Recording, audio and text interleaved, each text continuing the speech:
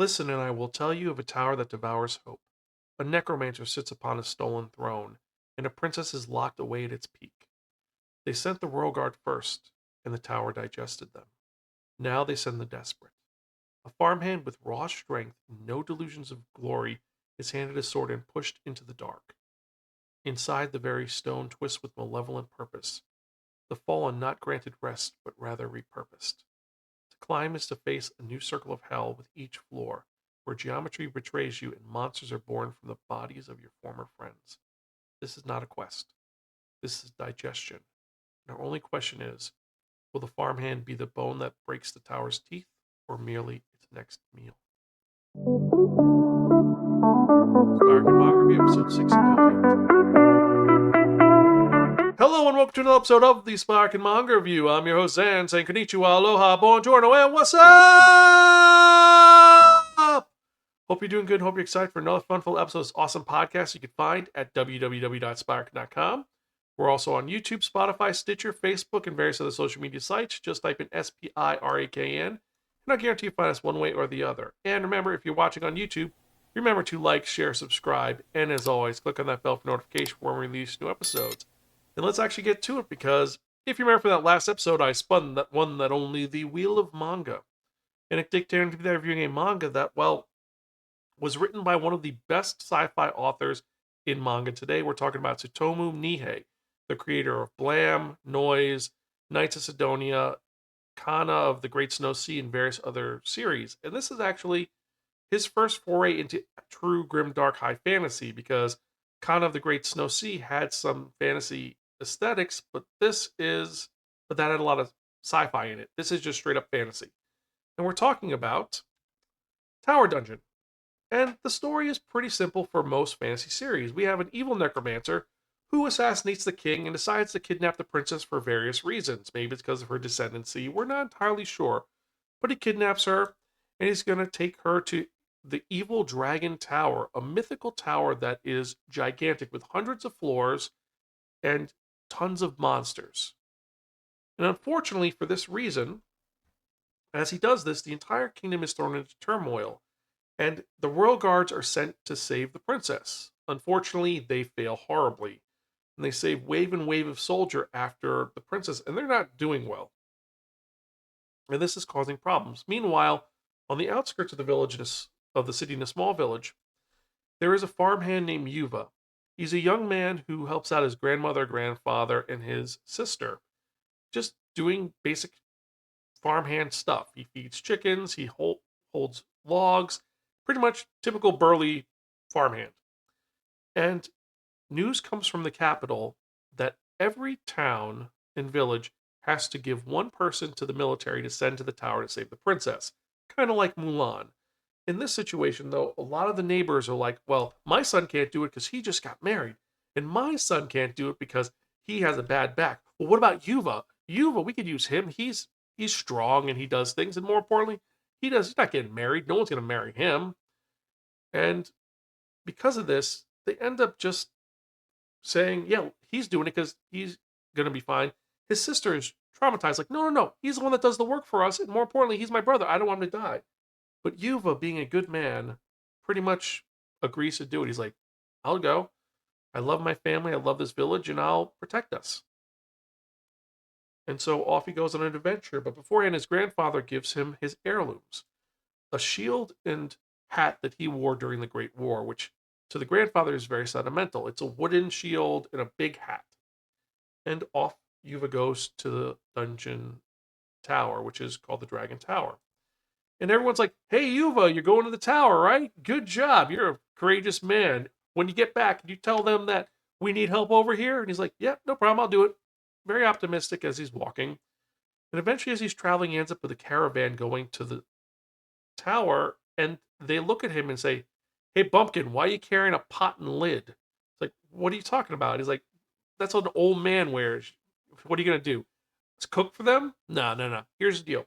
You are going to hide in the back while I fight. And if you get me hurt, I'm going to kill you. And they all treat him like he's an idiot because he looks like a bumpkin. Eventually, they end up at the old fortress, which is the gate to the Dragon Tower. And they pretty much tell Yuva, you know what, kid? You're useless. See those rocks over there? Why don't you lift those up and move them for us? So Yuva is there and he's pretty much been not exiled, but that's what he's gonna do. He's gonna just do manual labor while the real men fight and save the day. Unfortunately, that's not the case because the captain of the Royal Guard, Captain Minsabel, she is kind of concerned because most of her soldiers have not returned. A lot of them have died. She's injured. And she's like, you know what? We're going to wait for reinforcements. We're not doing this. Meanwhile, her second in command, the lieutenant, is like, hey, listen, we found a secret passage which will take us to the 20th floor. We can get past it and get to the princess. And after some talking back and forth, they eventually agree to do this. And what they're going to do is their plan is that the 20th floor is guarded by a slime. They're going to get some salt. They're going to use the salt as a weapon because slimes apparently are like slugs and melt the damn thing. And then they'll be able to go further up in the tower. And so eventually the captain agrees and they're only going to send a small group. So they've got the captain, sharpshooter, and someone who is a all-around rogue. And the only thing is that they have to carry 2 barrels of this really heavy spice, which is really hard. You see where I'm going with this. Like, this is heavy, I can't fight while I'm wearing this. And then they see, carrying a bunch of rocks, Yuva. It's like, you know what, kid, we're going to use you as a pack mule. You're going to work with us. What's your name? Yuva. Cool. Join us and we're going to help you. But before I forget, I'm the lieutenant. My name is Runsum. Then you have Calix. Calix is our knowledgeable person, who's our sniper. And then there's Enrico. He's our basic soldier. And so they're all going to work together to go through this dungeon, which for right now you can't see because of the fog. But then you do see this dungeon. And you think a dungeon goes down to the ground. No, this goes into the sky. And more importantly, this dungeon is gigantic. It encapsulates more than 20 mountains. Imagine a tower the size of Manhattan and going right into the stratosphere. That's 100 levels, and each ceiling for each level is at least 30 feet or a story. This thing is gigantic. And he is going in there to save the princess. Well, actually, he's the helper boy for that. What's going to happen? Well, when they enter in, it's pretty much dark because they get on the first floor. It is really creepy. There are reanimated bodies, and the place is a labyrinth. What the usual patrols do is they get to a certain level, then they run back down to the first level. They like clear the dungeon, go back down, clear the dungeon, go back down. And this is how it's been for the last couple of months while they're trying to save the princess. And it's pretty bad. It's pretty dangerous. Yuva has never fought before. He's a little clumsy. Some stuff happens, and eventually they end up on the 20th floor, where besides fighting a group of undead in a great, awesome fight sequence, which is truly horrific, they end up fighting a golem, I think it is, and the golem causes Calix to get injured. Well, actually, it's a sniper who's working with the golem, but whatever. Calix is injured. They need more help. So here's what they're going to do. Yuva, here's your job. You have the salt. You're going to get it onto the slime, and then we're going to kill the slime. Okay?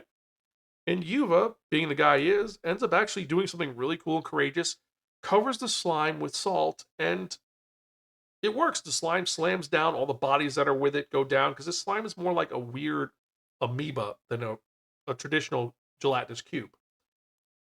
And as he's about to kill this thing, the necromancer shows up and says, hey, stop there. Listen. He shows up with a illusion of the princess. He's like, listen, this is bad.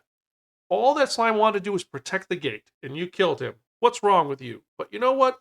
I'm not a jerk. I'm not mean. He shows him the princess. You know what? This one's important to you, right? If you do anything wrong, I'm going to kill her.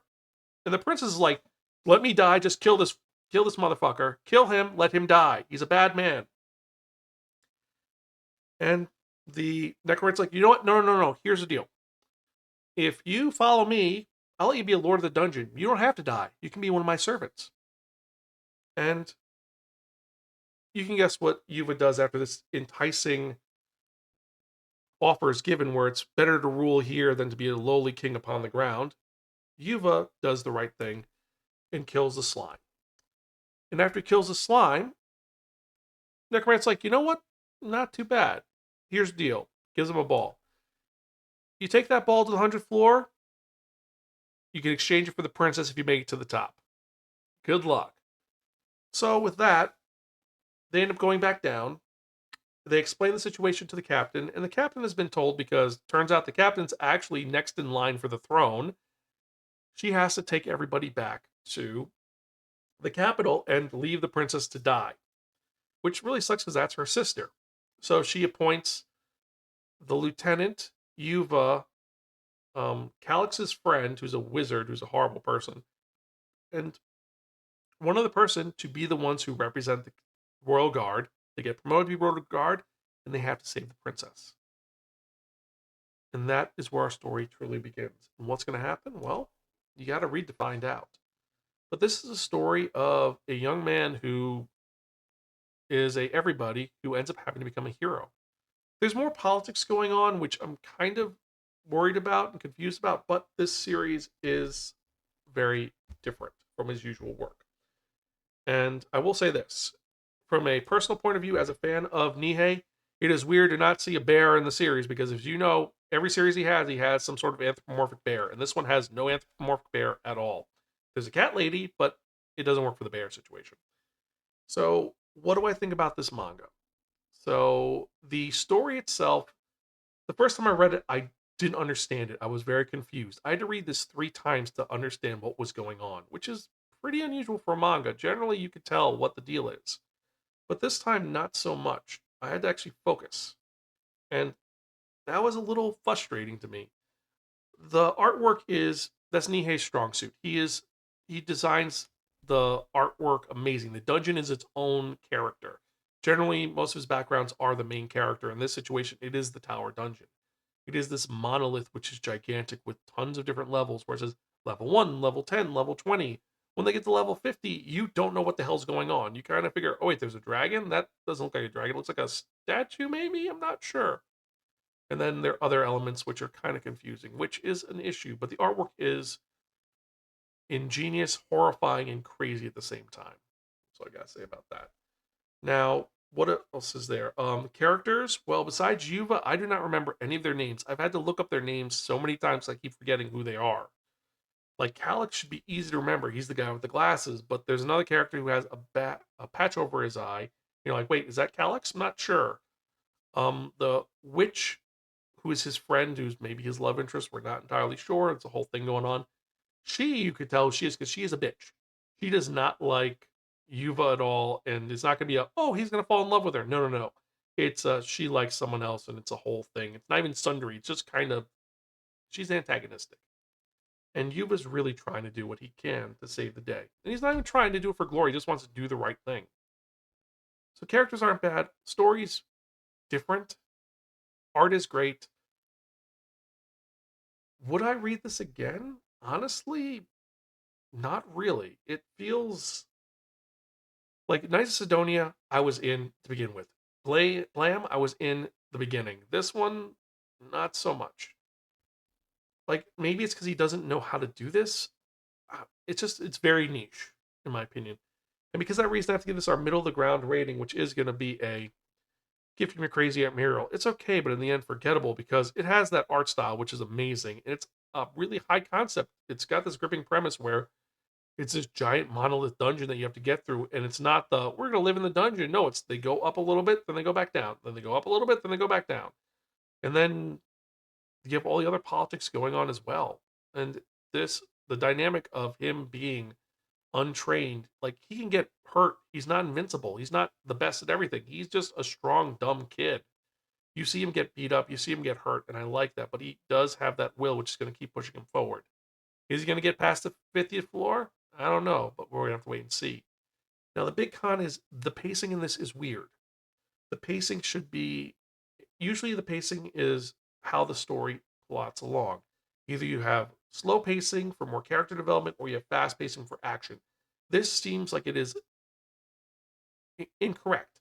There's some moments where it should be fast paced, where it's slow, and other places which is slow, which is fast.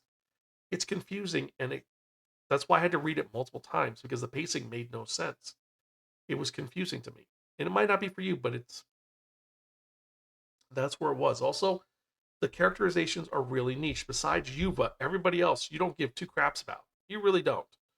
You don't know anything about the necromancer. You don't know anything about the princess. It's just basic.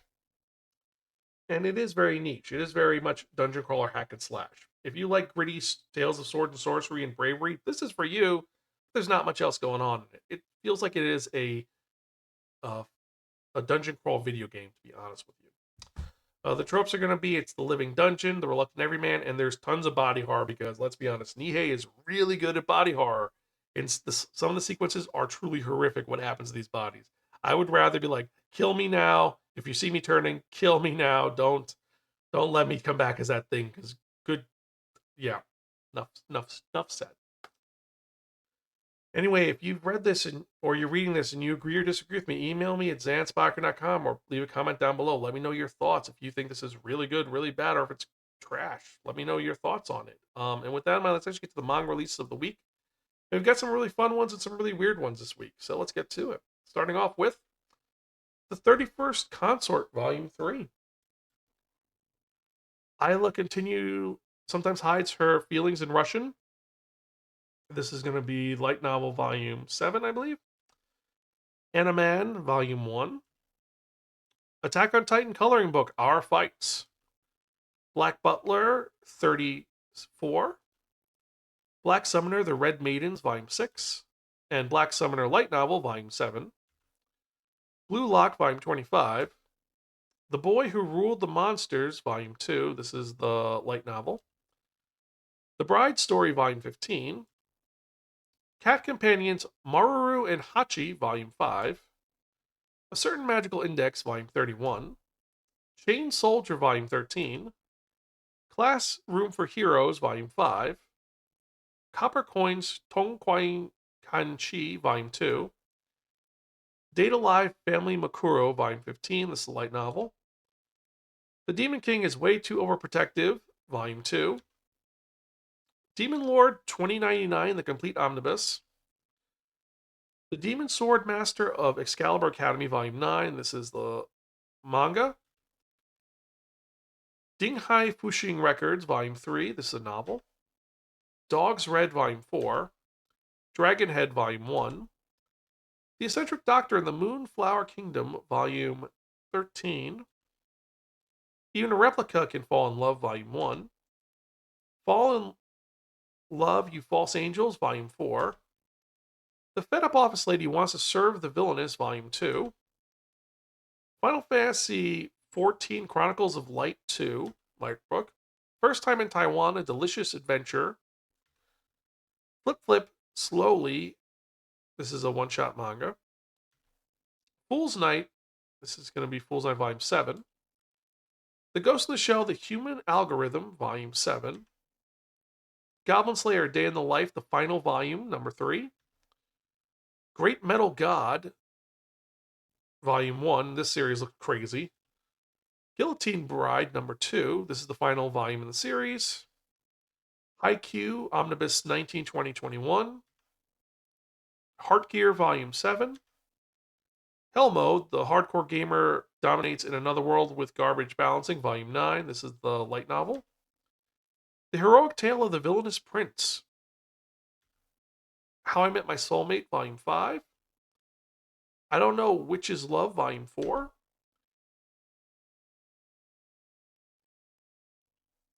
This one is... Damn, I can never remember this title.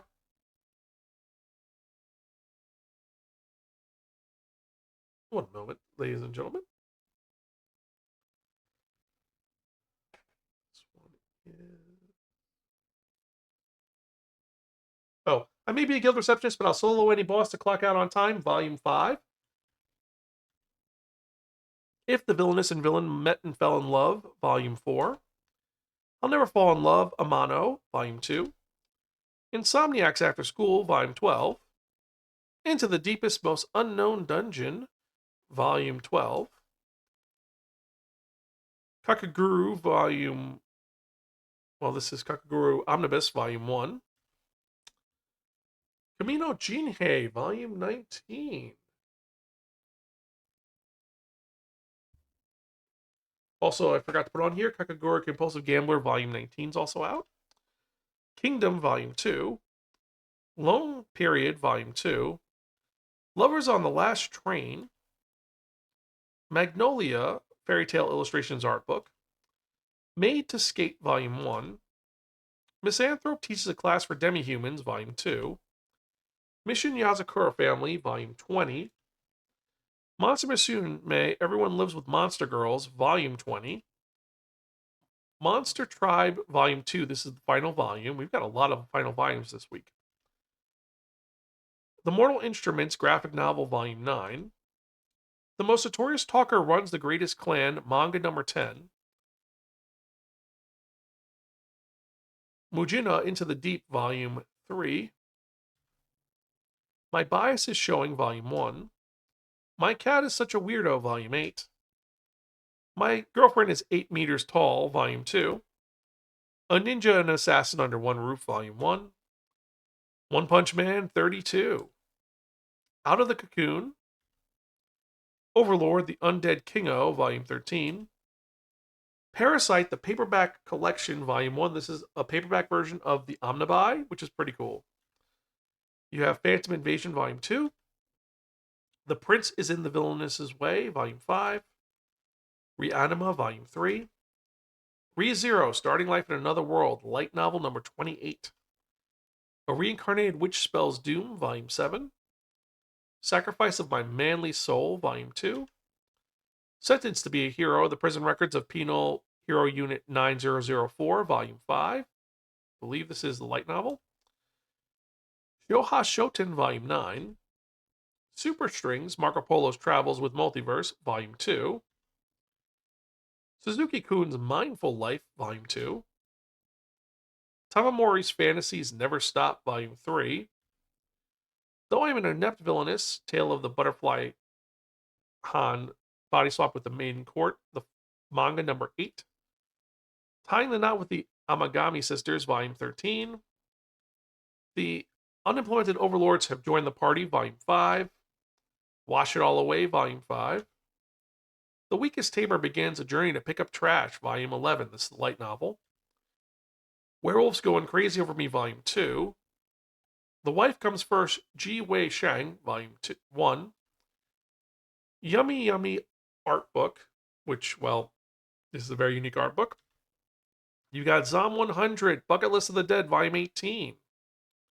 And last and certainly not least, we've got Oshinoko, Volume 12. Nearing the end of the series. Can you believe it? And so those are the manga releases for the week. We've got some really good ones, some really bad ones. We've got a lot of a series ending with their final volumes. But for me personally, my top 5 are going to be, well, Even a Replica Can Fall in Love, Volume 1. Looks really good. First Time in Taiwan, A Delicious Adventure, Volume 1. It's a food manga, so you know I gotta like it. Magnolia Fairy Tale Illustrations show some of the various alternative designs of the characters from Fairy Tale, and it looks really cool. Made to Skate is a unique premise, something very different for your standard Maid series, but I think it looks cool. And then last but not least, A Ninja and Assassin Under One Roof. This looks hysterical and weird, because think about it, a ninja and assassin under one roof. How's it going to go? What's going to happen? Who's going to pay the bills? What's going to go on? You're going to have to wait and find out. But those are the manga release for the week. Let me know. Email me, zanspiraken.com, or tweet me at Spiraken which one you're most excited about. And there's a lot of them that I'm really excited about, especially with everything going on. But I got to say, there's some really cool things. And for some reason, my lighting is being weird. I don't know why. There we go. Much better. But anyway, let me know your thoughts. Email me, zanspiraken.com, or tweet me at Spiraken. Let me know which ones you're most excited about or which one you're not excited about. Let me know. And anyway, as always, I hope that you're liking every single episode and review I'm doing, every email I get, every comment I get. Every new subscriber gives you more motivation to keep doing this podcast, and I love it. So thank you so much for checking out this podcast. I appreciate each and every one of you. Also, just letting you know that our newest episode of the Spiraken Book Club was released yesterday. That is going to be the Spiraken Book Club, Zan's 45 books in 45 in 1 year, which is going to be pretty cool. I finished the first one, which is Project Hail Mary. I'm working on the second one right now, which is going to be this lovely series called An Infinite Sadness by Antone Zerzensky. This is freaking weird. It's actually one from, apparently, I think the author's from Portugal. It's very different. I've never read something like this. It's a very dark story and very sad, but I digress. But if you have any questions or comments, concerns, you can email me personally at Zan, that's xan@spiraken.com, or tweet me at Spiraken. Also, I've got some new things up for Patreon as well. If you're following on the Patreon, one of the big things is I've released more of the book reviews. Not book reviews, the book readings. So I'm talking a little bit more about Pride and Prejudice and a little more about, well, one of the greatest fantasy books of all time. That's going to be really big because the sequel movie comes out this week. We're talking about L. Frank Baum's The Wizard of Oz. Well, Wicked is the sequel, prequel, whatever. But digress. So with that in mind, let's get to the part that you've all been waiting for, the most popular part of this podcast. And what are we talking about? We are talking about that one, that only, the Wheel of Manga!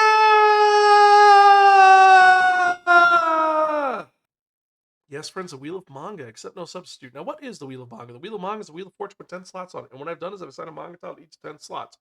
So we're going to spin the wheel. Whatever number it lands on, that's the manga review in the next episode of the Spiraken Manga Review. And I'm excited because we've got some really great ones on here and some which are just redos. So let's spin through a review, shall we?